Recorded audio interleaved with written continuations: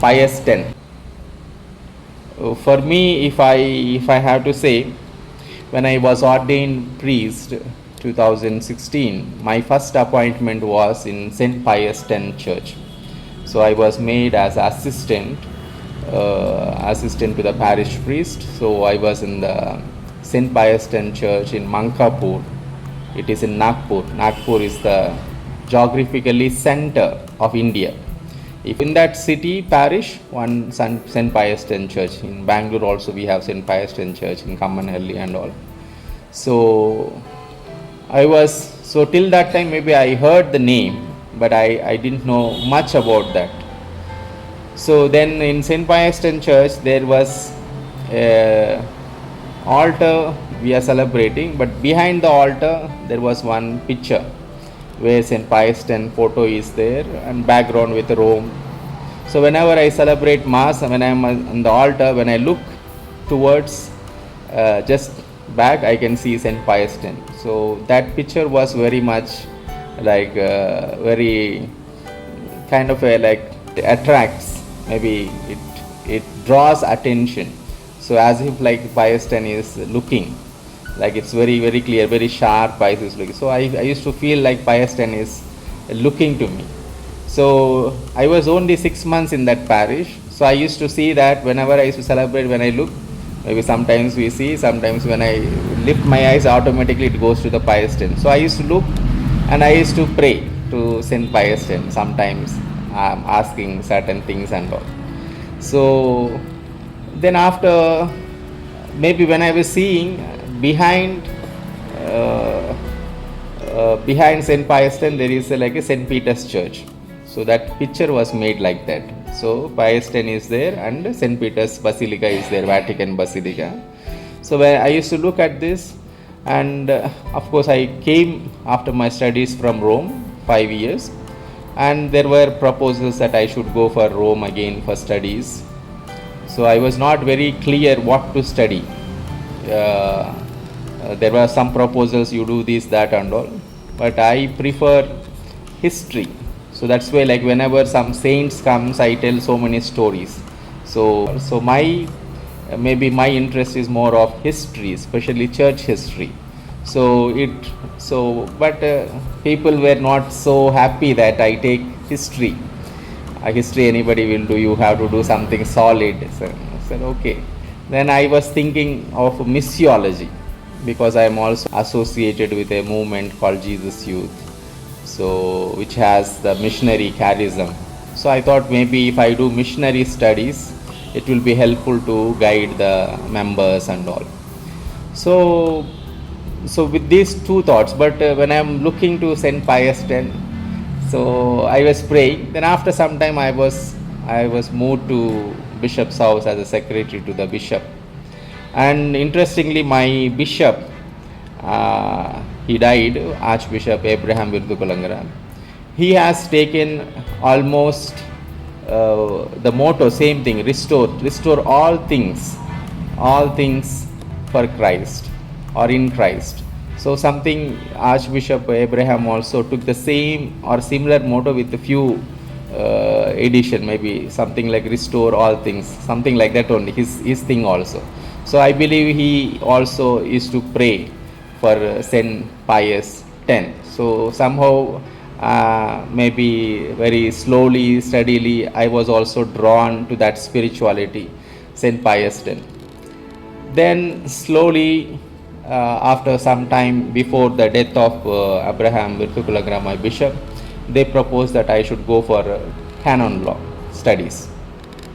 I accepted, okay, as a will of God, came from obedience. So when I was going through, St. Pius X is important for many things, and especially one important is like till that time there was no one book or one code for canon law. Only church having, he comes in the 19th century beginning or 20th century beginning, we can say, like, so during First World War, he was still alive. 1914 only he leaves this world. So after 19th centuries only, during his pontificate, there was a initiative that we should have one book of law. Like a civil law is already existing, so we should have a church law, ecclesiastical law or canon law. So this is a person who initiates. Of course, later the successor popes continues and they completes, and now after that also reforms continue. And if we are celebrating Holy Mass every day, that is happened during the time of Pope Pius X. Before that time, it was Sunday Mass for faithful.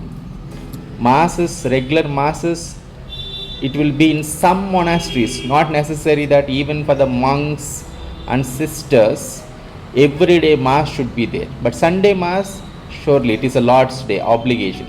And still certain monasteries, certain convents, they follow that tradition only. Not that every day they celebrate Mass, but they pray. Some sisters congregations, we say nuns and monks, so who pray 7 times a day. And that book, breviary, it's not breviary, we say bigger version, Divine Office, which has 7 times a prayer. But that is obligation. But daily Mass was not an obligation, because it was not possible. Certain situations, there are no priests or maybe different reasons. So that's why Holy Mass is not a daily obligation. Now also it is not daily obligation. But during the time of Pope Pius X, he encouraged the faithful that to go daily Mass and to receive the Holy Eucharist. And also 100 years back, to receive Holy Eucharist, at least you should have 13 years age or maybe higher than that. But during Pope Pius X only, he reduced it to 8 years or 7 years. Maybe you can say age of reason, maybe even less than that also, if the parish priest or in that situation he can decide and all. So all these reforms were introduced by Pius X. So after Pius X, before Pius X, when we compare, so there is a lot of change. Of course, the successive popes has more brought more innovation, Second Vatican Council and all. And if we see all the popes after that, they have a special devotion to Pope Pius X. If we see the previous pontiff, Pope Francis, many times informally he has visited the altar of Saint Pius X.